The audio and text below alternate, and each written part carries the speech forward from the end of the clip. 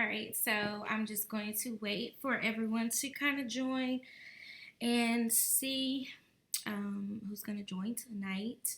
I am a little bit late, but you guys know I was traveling and stuff today, so I'm back. I watched the episode, and I watched last week's episode, but it was just mild. Like, and I was late watching it because I had a meeting last Monday, and hey bestie.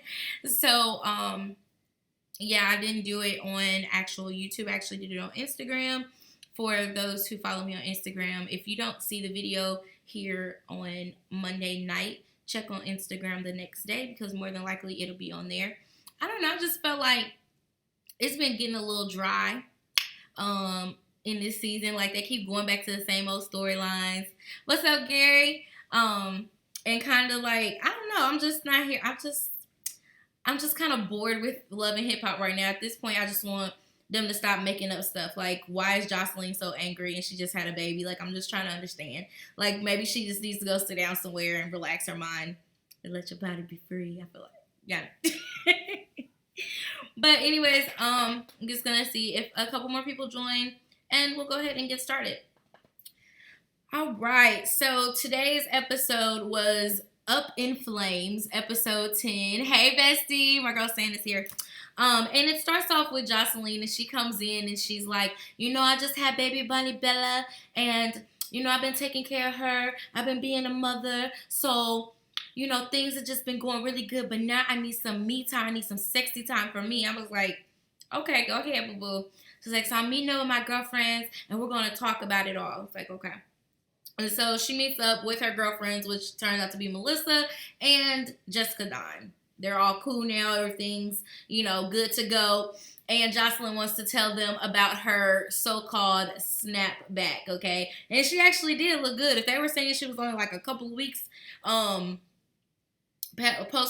I'm like, shh, she was looking good, honey, like real good. But anyway, so Joseline was basically offered to come on to The Real. I don't know if you guys have seen The Real before. It's the TV show that comes on during the daytime. It's more for the ages about 18 to 35 is their demographic. Really popular show. Tamar used to be on the show. Anyway, she's been offered a guest spot on the show. So, Jessica tells them, well, basically, they going to be hating on you real hard. The girl's going to be hating. And I was like, well, why are they going to be hating? And same thing Joseline said was like, well, what they gonna be hating for? And so she tells them that, yeah, they was mad when I went to Tommie's party the other night, and I ended up getting in a fight with Tommie because I came and I was cool with you. It's like, okay, all right, I guess go ahead and tell her how things are, whatever. And Melissa chimes in and she's like, yeah, I've even got into it with Tommie too. Things just ain't been going good around the whole Tommie situation. And, the girls is out here believing what Tommie has to say. And they not really on your side, Joseline, basically. And Melissa says, I think you should meet up with Carly. If nobody else, meet up with Carly. And Joseline's like, but she's messy. I don't want to talk to her. And it was like, well, I think she's messy with good intentions, basically. And a part of me can see that because y'all know how Carly is. Like, she's basically like the giver of information, and she's always trying to tell somebody something. And I don't know if it always comes from a malicious place or if it's just her literally being so nosy that she has all the gossip and wants to share.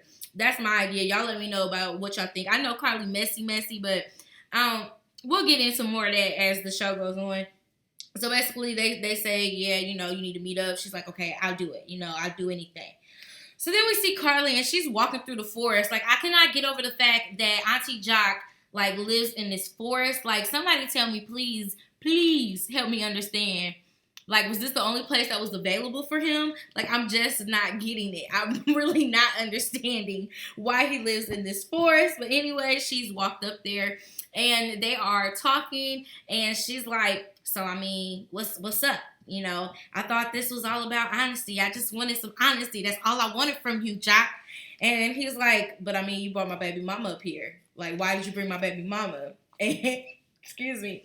And I was rolling. Whew. I got tickled. I was rolling because the way Jock was just sitting there laid out on the couch was like he really could care less. He's just doing this scene just because he was asked to do the scene. Like, he really could care less, but Carly seemed really invested in the scene. And I looked down for 1 second to write something down, and I looked back up and she had tears in her eyes. Then I was watching it and Jock was talking, came back, and she had these big old long tears. Mascara was drooping down her face. I was like, what in the world? What was said that was so bad, so around it? And nothing was said. Like, she just got emotional out of nowhere. I have no idea why she got emotional, other than the fact that she wanted honesty from Jock and she felt like she didn't get it. But Carly says, basically she doesn't know what type of voodoo Jock has on her, but he is the only dude that has made her be this way. She's never been like this before. I was like, trying to think back. I feel like she was like this with everybody. Like, she gets emotional out of nowhere. But y'all let me know what y'all think about that. But Jock basically remains in the same position. Like, we were never exclusive. Yes, we said we were going to communicate with each other, but we never said we were going to be exclusive. And I was like, well, there you have it. That's why he feels how he feels, and he could care less. But Carly says, okay, well, I need you to be a man, and I need you to keep your word. Are you going to come to my grand opening of my store? I was like, dog, Carly always opening up a store. Every time you turn around, Carly opening up a store. But I don't never hear about people going to her store. I hear people going to Rasheeda's store, Press, but I've never heard anybody talk about they going to Carly Red's store. I figured it was just a storefront just for Love and Hip Hop. So y'all let me know if, Mercy really exists in Atlanta, if it's just, a pop-up shop that she keeps trying to call a store. Y'all let me know, because I'm not really believing in this whole store theory. But anyway, she says that, she wants Jock to come to the grand opening, and he agrees that he will be there. He's like, why wouldn't I be there? Okay. So then we have Rasheeda and Mama Charlene, and I'm just over this whole situation with Rasheeda and Kirk. Like, I want them to find out if this is his baby or not. Go ahead on with this storyline. Like, let's just get it over with. Let him be the daddy, the granddaddy, whoever he's supposed to be. I'm just over it. I'm not here for it anymore. I don't like the fact that Mama Charlene did that in public, and I agree with Rasheeda. Like, she's already going through enough. She didn't need her mother's antics. But she asked, was it Mama Charlene's or Mama D's idea? And she said, Mama Charlene says it was a little bit of both. Now, I can't take Mama Charlene seriously because of this purple hair that she has going on. I just can't get with it. It's like that bright purple hair, and it distracts me every time she gets to talking, because I want to listen to her and respect my elders, but at the same time, I'm looking at her hair like, come on, you too old for that. Like, come, just be seasoned and be a little pepper, get a little gold, get a little gold in your hair like this up here, and be cute. Like, why you gotta be full purple? Oh, okay, I'm gonna let that go. But anyways, Mama Charlene is basically, she's just really annoyed with Kirk and all of his antics, and the fact that he's lying around around Atlanta. Like, she was so intense in her session. I was like, she is reading to the gods, okay? She was making sure she read every single line. Yes, I agree. She is too old for that purple. But yeah, so then her mom says, do you think that could be Kirk's baby? Rasheeda's like, I don't know, but I mean, I can't make him take a paternity test. He's a grown-ass man. I was like, okay, but that's your husband. Go get you a little piece of little hair or something, give it to a little girl. Say, hey, you need to go sample this because I need to know for myself. Or maybe that's just something Michelle would do. I'm just saying. So the next thing we have is Tommie and lovely Mimi. And I'm just going to tell y'all what I foresee as far as this friendship is going. I don't think this friendship is going to last past this season, if it even makes it to the end of the season. Tommie and lovely Mimi are so much alike that they're going to clash, because neither one of them like to take nothing, but at the same time, they're loyal to their causes, okay? And I think lovely Mimi has picked up on the fact that Joseline, in her time of knowing her, has not done anything to her to make her feel any type of way other than like she's a good person to be around. All the other stuff that's going on with everybody else, she really can't get into it because that's not her issue. You know what I'm saying? Now, even though she has Tommie's back as far as the whole Carly thing was concerned, the issue with Joseline isn't her issue.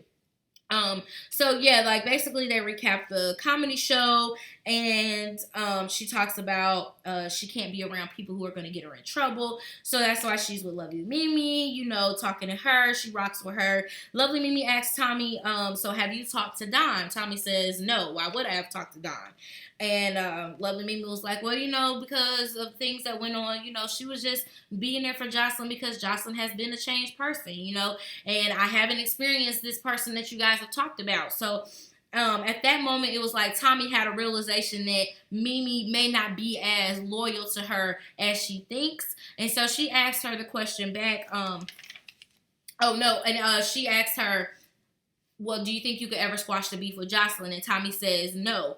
Could you? And then she proceeds to tell her what happened as far as Joseline getting her locked up, and now she's out on bail, and the only way she'll be cool with Joseline is if Joseline drops the charges. Now, I'm okay with her saying that, but at the same time, you're a grown woman, and you still have to be responsible for your actions. Joseline did not make you do anything that you did. If someone put a gun to your head and said, do this, then yes, I get it. But other than that, you're a grown woman who just needs to learn how to control your anger and your actions and emotions and all of that stuff. So I can't rock with you when you say that Joseline made you get into this position, because she didn't.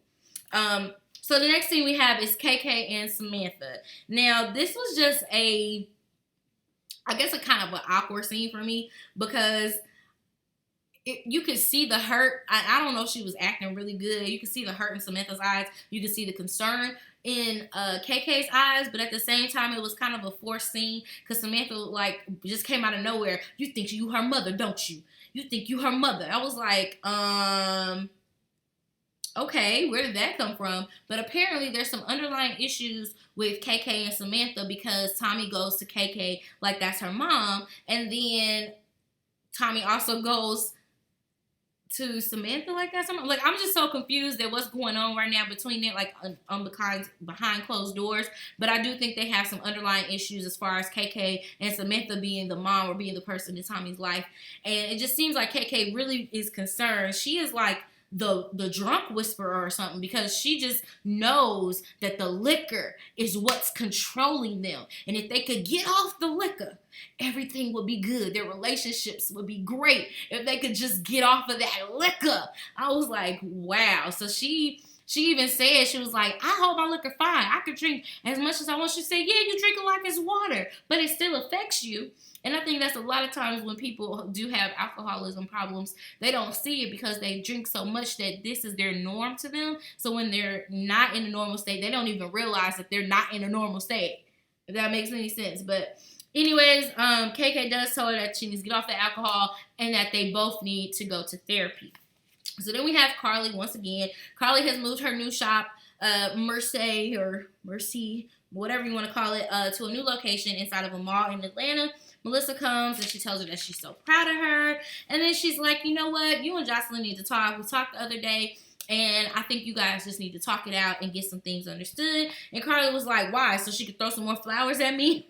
Then they cut to a clip of the time when she threw the flowers, Joseline threw the flowers at her, which I still couldn't even understand at that point, other than the fact that it was almost like Joseline knew Stevie wasn't no good, but the fact that somebody that was that close to her was coming and telling her some business made her feel like she was just being messy. But in the end, I really honestly feel like she was looking out for her.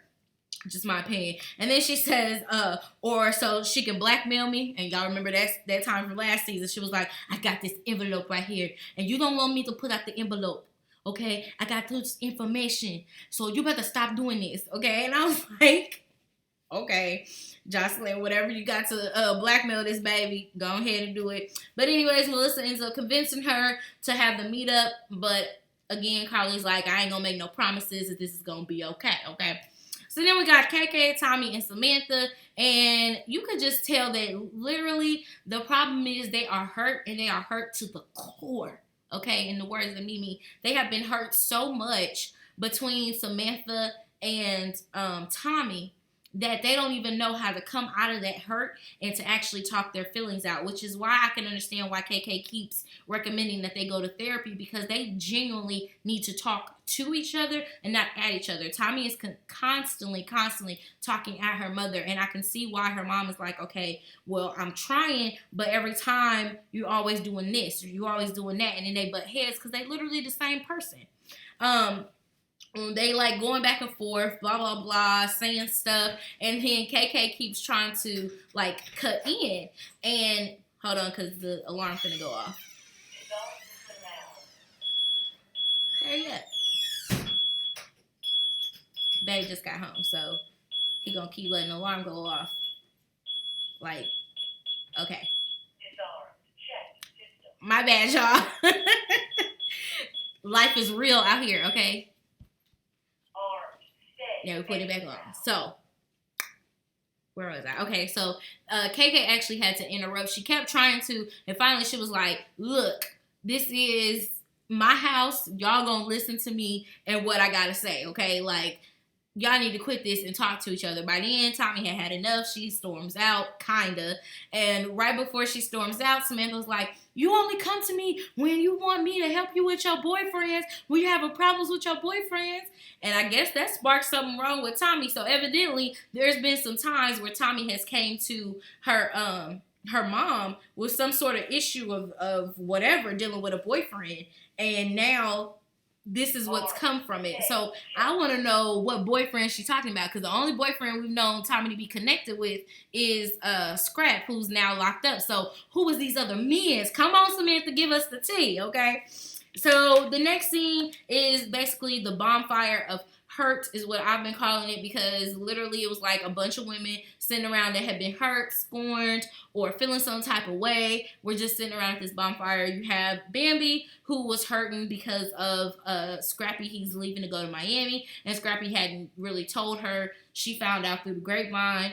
So I don't know, were they still thinking that they were gonna get together or something like that? Like, y'all let me know, because I'm not sure. And then we have Carly, who was mad that no one talks about the men that hurt her, but they focus on her not being able to keep a man. And I was like, I kind of get that, but then you got to think about it. You're actually the star of the show, so this is what you're putting out there. This is the perceptions that you're putting out there. I understand you're a boss and all of that, but how are you conducting your love life on TV? You know what I'm saying? So it's kind of a catch-22 on that one, because I understand where you're coming from, people talking about you and not the man, but you still have to conduct yourself in a way so that when they do talk about you, you have something to stand for. You know what I'm saying? Okay, so then we have Mimi, who throws out her hurt from life in general. Like, I'm not even really sure what she threw out. Sometimes when Mimi gets to talking, I just kind of blank her out. I don't know why. I don't know, am I the only person that's like that? She just talks really harsh to me. Like, it's always deep. Everything is so deep. But anyways, Rasheeda burns a heart necklace that Kirk has given her. And then we see Tommie burning a book because now she has her voice back. Unbeknownst to any of us, did anybody else know that Tommie could actually sing? I had no idea Tommie could sing. So I'm interested to see what she's going to come up with.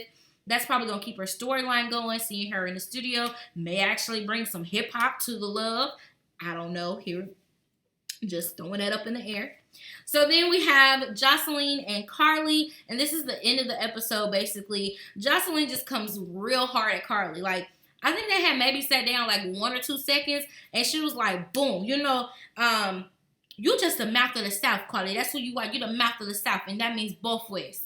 I was like, dog, I hate to get in an argument with her, because some of the things she says, she say it real slow, but it's harsh, and then it's in half Spanglish. Like, no offense to anybody, I hope no one takes offense to that, but literally it would be hard for me to get in an argument with her, because I wouldn't know how to keep my composure and be serious. Like, you're the mouth of the South. Like, really, you gonna tell me that? Like, come on, boo-boo, come on, and then she just told her that you're just messy. You're a messy person. You're just really, really messy. And I was like, okay. So then Carly interrupts and she says, so, congratulations on your baby, first of all, because I'm trying to keep it positive. And Justin like, haha, you're trying to keep it positive? You're not trying to keep it positive over here. You're just messy. That's who you are. You're messy, Carly. You always trying to bring a bone. You got a bone right now. I was like, what? Has she been watching Real Housewives of Atlanta or something? Talking about these bones, honey. Everybody trying to be a bone collector. That must be the new thing in Atlanta, is being the bone collector or the bone carrier, the dog with the bone. Somebody got a bone these days out here. But I'm like, okay, That's fine. We all know that Carly does like to pass on the information, so it makes sense. Okay, so I'm cool with all of that. I just couldn't understand why Joseline was going so hard when this was supposed to be a meeting to get them to be together and to get things understood. Like, not to be like, okay, well, I hate you, you hate me, we're gonna hate each other for life. Like, I thought it was supposed to be a kumbaya moment, and this meeting did not become a kumbaya moment, like, at all. It was just terrible. And I understood, like, I would have probably just walked away. Like, why am I here if your friends wanted me to talk to you and you're literally acting like I'm the problem when we both legitimately have problems and I don't understand what I did to you. Like, that's how I feel about the whole Carly and Joseline situation. I think it could be squashed. They're just like dragging it on, of course, for no reason. But yeah, so basically that was the end of the episode. Next week is supposed to be, you know, some more hot fire or whatnot. We're supposed to see more of the Kirk and Rasheeda story, get in more to depth of the whole argument with Joseline and Carly, seeing Carly with her new dude from Black Ink Crew, which we already knew about from the blogs. I'm like, why does she have Jock come? So this is where all the beef and stuff comes from, because Carly invited Jock to come to her open house or open store party, grand opening or whatever. And then she also has her new man. So it's just a little awkward. Like, I don't know. But you guys let me know. Let's see what you guys are talking about over here in the comment section, because I'm here for it, but I'm not here for it at the same time. I'm just ready for the season to be over. I'm exhausted. Like, they have exhausted me with all of these storylines that keep popping up. We still haven't heard from Jasmine and her dude, what they call him, Young Bing Rames. We haven't heard from him in a while. So y'all know they finna come back up in the storyline. I'm just not here for it. Okay, so yes, messy ass Carly would love to help. She always loved to help. Yeah, she was so extra with her hand gestures, talking about Mama Charlene. It was just too much. And hey, Queen, good to see you, boo boo. And it is okay. We all were late, so it's good. Actually, I was late, and then everyone just joined me. But I'm gonna say we all, because we all a team, right? Tommie and Rasheeda need storylines. They men been cheating. Thank you.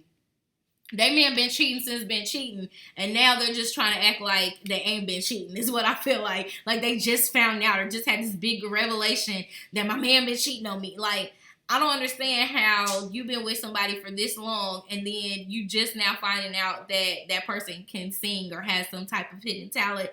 I just don't understand that. That's just, I would think that she at some point in time would have sang in the shower with him or been singing around the house or whatnot, but maybe she felt like her voice just would be stifled by his amazing rap lyrics that he would spit so well. I'm not a big Waka Flocka fan, if you guys didn't know. I mean, his music was good while it was good, but there's nothing that I just go out and listen to right now. Yes, and that's going to be a good fight, talking about with Lovely Mimi and Tommie. That is going to be a really, really, really good fight, and I would not be surprised if it does, like I said, if it doesn't happen at the end of this season, going into the reunion or at the reunion, and then that goes into next season. That would be my thoughts as far as how Tommie and Lovely Mimi relationship would break off. It would be because of the fact that Lovely Mimi has her ideas of what's right and what's wrong. She stands by what's right. The girl, Joseline ain't done nothing to Lovely Mimi, so she don't have no reason to be upset with her. That's how she is, and I feel her on that.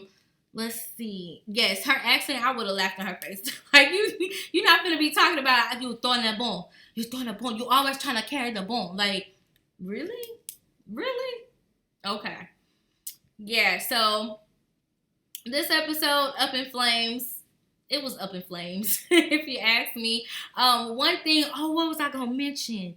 It was something, okay. Y'all remember, bounce back to a couple of episodes before when I told y'all I think Mona Scott was trying to get some people from Atlanta to go to Miami so she could start her show. So now we can kind of confirm that Scrappy is more than likely going to be on the show in Miami, and more than likely Joseline, if she doesn't stay in Atlanta, she's more than likely going to Miami too. So I think it's gonna be some some switcheroos going on, and that's how they're going to launch the Miami version of Love and Hip Hop.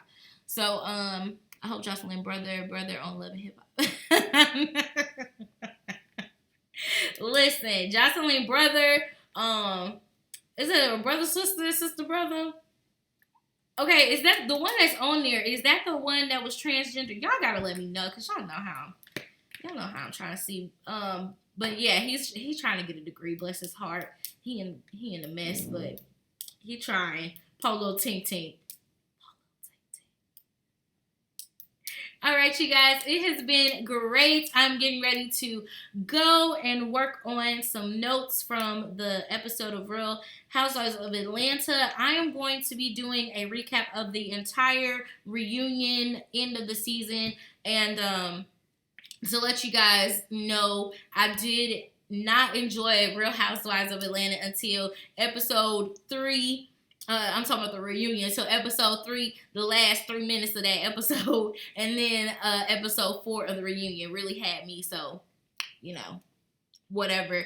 And I just thought I'd go ahead and let you guys know I will be doing that. So if you're interested, I'll probably pop on tomorrow and do a review tomorrow night after Zumba. So I hope you guys join me. Thank you guys again for rocking with your girl, and I will catch you guys next week. KK, bye.